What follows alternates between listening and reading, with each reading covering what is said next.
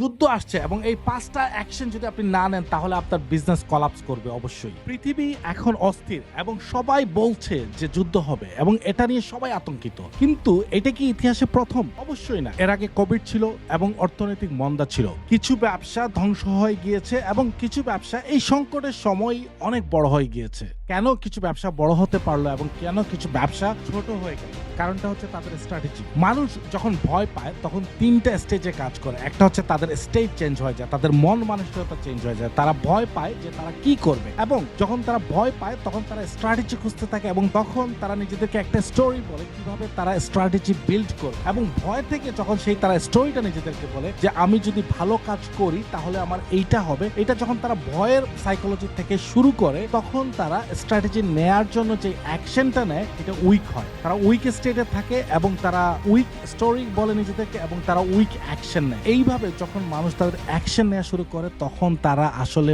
ভালো result create করতে পারে না, তখন তারা ভয় পায়। কিন্তু আমরা যদি অন্যভাবে কাজ করি তাহলে আরো বেটার রেজাল্ট ক্রিয়েট করতে পারি। যদি আমরা আমাদের স্টেট চেঞ্জ করতে পারি, যদি আমরা মনে করি যে আমরা আনস্টপেবল হব, আমরা যে কোনো পর্যায়ে যে কোনো কন্ডিশনে আমাদের নিজেদেরকে হাঁটতে দিব না, এই আনস্টপেবল মাইন্ড থেকে যখন আমাদেরকে স্টোরি বলবো যে আমাদের অ্যাকশন গুলো কি হতে পারে সেইটা নিয়ে চিন্তা করব, তখন আমরা আরো ভালো অ্যাকশন নিতে পারবো। তার মানে হচ্ছে আপনি আগে স্টেট চেঞ্জ করেন, তারপর আপনার স্টোরি চেঞ্জ করেন, তারপরে আপনার অ্যাকশন প্ল্যান করেন। যুদ্ধ আসলে ব্যবসা ধ্বংস করে, যুদ্ধ আসলে ভয়ের মেন্টালিটিটা তৈরি করে। যখন জিওপলিটিক্যাল প্রবলেম গুলো ক্রিয়েট হয় তখন কি হয়? মুদ্রাস্ফীতি শুরু হয়, তেলের দাম ওঠানামা করে, জিনিসপত্রের দাম বাড়ে, মার্কেটের অস্থিরতা কাজ করে, কাস্টমাররা ভয় পায়, সবাই আস্তে আস্তে নিস্তেজ হয়ে পড়ে। কিন্তু তখন কি হয়? প্রয়োজনীয় সেবা বাড়ে এবং লোকাল জিনিসগুলো মানুষ ইউজ করে বেশি এবং সেই সাথে যেসব দামি ব্র্যান্ড, শক্তিশালী ব্র্যান্ড, সেগুলোর উপর মানুষ ভরসা রাখে, কেননা ছোট ব্র্যান্ডগুলো হারিয়ে যেতে পারে সেটাই মানুষ মনে করে। এবং ইন্টারেস্টিং ব্যাপার হচ্ছে যারা ছোট কোম্পানি, দুর্বল বিজনেসগুলো তখন সাফার করে এবং কোভিডের সময় এটাই দেখেছিলাম, ছোট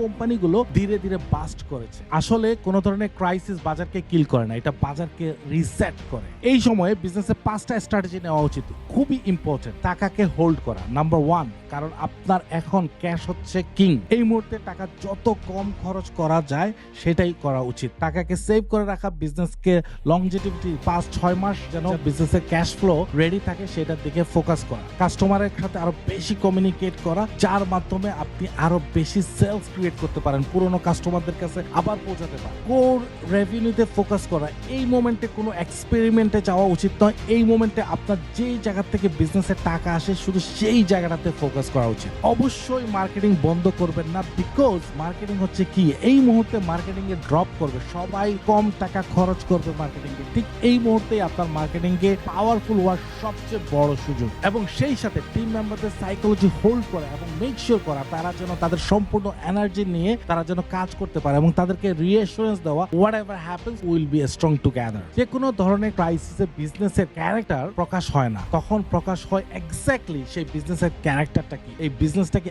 আসলেই সাফারিং পর্যায়ে ছিল, যদি থেকে থাকে তাহলে তার জন্য অনেক প্রবলেম। এবং সেই সাথে ফাউন্ডারের ক্যারেক্টারও প্রকাশ পায়। এই মোমেন্টে ফাউন্ডার এক্স্যাক্টলি কি অ্যাকশন নিচ্ছে বিজনেসটাকে সার্ভাইভ করা, সে কি এক্সপেনশনে যেতে চাচ্ছে নাকি সে বিজনেসটাকে নিয়ে ভয় পাচ্ছে নাকি স্টাফ ও টিম কাট ডাউন করতেছে। ইন্টারেস্টিং ব্যাপার হচ্ছে যখন সময় ইজি তখন সবাই বিজনেস করতে পারে, সবাই লিড নিতে পারে, কিন্তু যখন সময় হার্ড তখনই বোঝা যায় যে কে এক্স্যাক্টলি রিয়েল লিডারশিপ ক্রিয়েট করে বিজনেসের মধ্যে এবং বিজনেসকে গ্রো করতে পারে। আমি বাংলাদেশ, ইউকে এন্ড ইউএইতে 3টা দেশে আমি বিজনেস রান করি এবং এই বিজনেস রান করার মাধ্যমে আমি যখনই দেখেছি কোভিড থেকে শুরু করে যে কোনো ক্রাইসিস এসেছে তখন আমি 3টা স্ট্র্যাটেজি নেই। প্রথম হচ্ছে আমি আমার স্টেটে যাই এবং আমি আমার ইনার ওয়ার্ল্ডকে প্রথমে ফোকাস করি এবং মেক শিওর করি, আমি আমাকে কোয়েশ্চেন করি যে what can I learn from this, what is good about it, what can I do to make it even better. দেন আমি আমার ক্যাশ ফ্লোকে যত দ্রুত সম্ভব তত বেশি ইমপ্রুভমেন্ট করার ট্রাই করি। এবং থার্ড হচ্ছে আমি মেক শিওর করি আমার কাস্টমার সার্ভিস যেন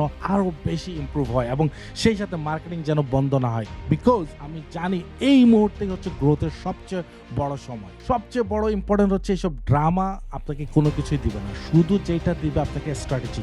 নিউজ দেখা বন্ধ করুন এবং নিজের স্ট্র্যাটেজিতে ফোকাস করুন। যুদ্ধতে কি হবে, যুদ্ধ হবে কি না হবে সেটা কিন্তু আমাদের কন্ট্রোলে নেই। আমাদের কন্ট্রোলে যেটা আছে সেটা হচ্ছে আমাদের সাইকোলজি। আপনি ভাঙবেন নাকি আপনি উপরে উঠবেন সেটা সম্পূর্ণ আপনার চয়েস, এবং আপনি এক্স্যাক্টলি ডিসাইড করতে পারেন যে আপনি কি করবেন। আপনি আপনার কাজে প্রতিদিন একজন লিডার হিসেবে ফিরে আসুন, সংবাদ বিশ্লেষক হিসেবে নয়। আপনি আপনার স্টেট ঠিক করুন, আপনার স্ট্র্যাটেজি ঠিক করুন। কেননা কোনো যুদ্ধই সারা জীবন চলেনি, কোনো প্রবলেম সারা জীবন ছিল না, এবং এই প্রবলেমের পর যেটা আসছে সেটা অনেক ম্যাসিভ। আপনার বিজনেস গ্রোথের সবচেয়ে বড় সুযোগ সামনে আসছে এবং আপনি সেটার জন্য তৈরি আছেন তো?